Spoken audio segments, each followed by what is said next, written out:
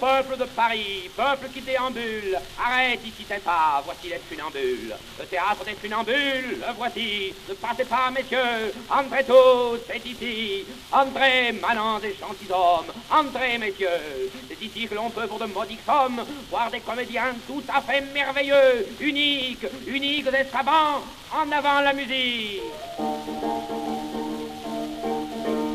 Noble et charmante populace, admire en vérité cette modicité du prix des places. Pour les gens très huppés qui viennent en couper, nous avons l'avant-scène. Ce couloir vous y mène et c'est un coin délicieux qui coûte 1,50 € exactement, messieurs. Nous avons tout prévu. Les loges de balcon ne sont pas très en vue. Si l'on veut s'y cacher pour des raisons intimes, ça coûte 1,25 €. L'orchestre 15 sous. Ce n'est pas le Pérou. Et l'on est bien, on est de face. L'amphithéâtre c'est pour rien, 10 sous la place. Et quant au paradis, savez-vous combien c'est? Eh bien, en bon français, messieurs, je vous le dis, c'est fou. 5 sous, 5 pauvres sous. 5, oui, pour voir un spectacle inouï, admirable, charmant, exquis. Et vous alliez entrer chez Madame Saki. Venez, monsieur, venez. Ce n'est pas comparable. Vous alliez vous casser le nez. Ici, monsieur, c'est admirable. Je ne sais même pas à côté si l'on joue. On n'y va plus du tout. C'est fini. C'est fini. Quand on est déloyal, on est toujours puni. C'est une ingrate. Ingrate encore, mon Dieu. Mais je suis obligé d'ajouter que l'ingrate est une ingrate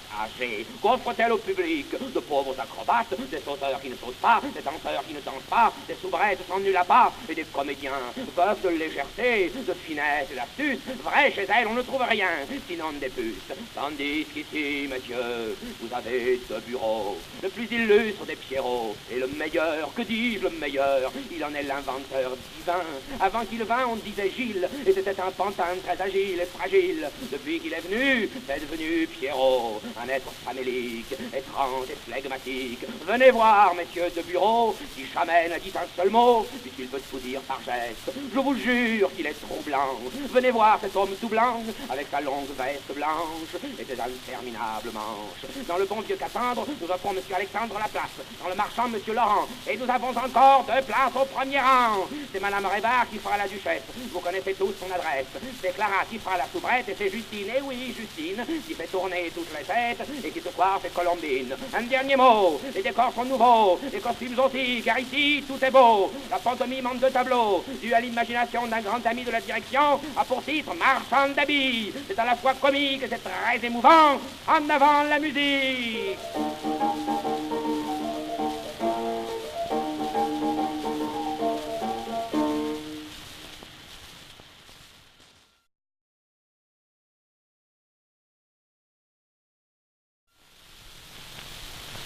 Écoute-moi, chérie, très attentivement.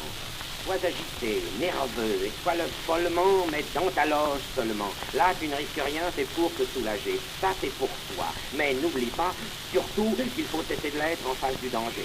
Que le public ne voit jamais ta mémoire indécise, le souci d'être bon, la peur d'être mauvais, tes espoirs les plus grands, tes craintes les plus folles. Et quand on a frappé, quand le rideau s'envole, qu'il emporte avec lui tout cela dans les frises. En scène, sois léger, sois simple, sois charmant. Surtout, ne sois jamais vulgaire. Ne sois pas trop intelligent, c'est inutile, ne fais que des choses faciles et n'accepte jamais de rôle secondaire. Quand tu veux t'exprimer qu'une femme est jolie, pense qu'elle est jolie et fais n'importe quoi. Quand tu veux exprimer l'amour ou la folie, la danse, la chanson, le plaisir ou l'effroi, pense tout simplement. Tu me comprends bien? Pense. Pense à l'effroi, pense au plaisir, à la chanson, pense à l'amour, à la folie ou à la danse et gesticule à ta façon. Surtout ne copie pas les gestes que je fais. N'oublie pas que les professeurs sont tous mauvais et quand on est doué qu'ils sont des criminels, car ils n'enseigneront jamais, hélas, que leurs défauts. Tous les gestes sont bons quand ils sont naturels, ceux qu'on apprend sont toujours faux. Quand tu veux t'exprimer que tu vois quelque chose, une table, un fusil, une bague, une rose, la lune ou le soleil, pour le faire très bien, fais naturellement le geste qui te vient. Et maintenant un dernier mot, adore ton métier, c'est le plus beau du monde. Le plaisir qu'il te donne est déjà précieux, mais sa nécessité réelle est plus profonde. Il apporte l'oubli des chagrins et des maux, et ça, vois-tu, c'est encore mieux. C'est mieux que tout, c'est magnifique, et tu verras ce que c'est qu'une salle qui rit, tu l'entendras. Ça, c'est unique, mon chéri. Oh, le bruit que ça fait. Tu verras, c'est très beau. Imagine un très grand silence. On vient de lever le rideau. Un silence absolu, complet. On entendrait voler un impresario.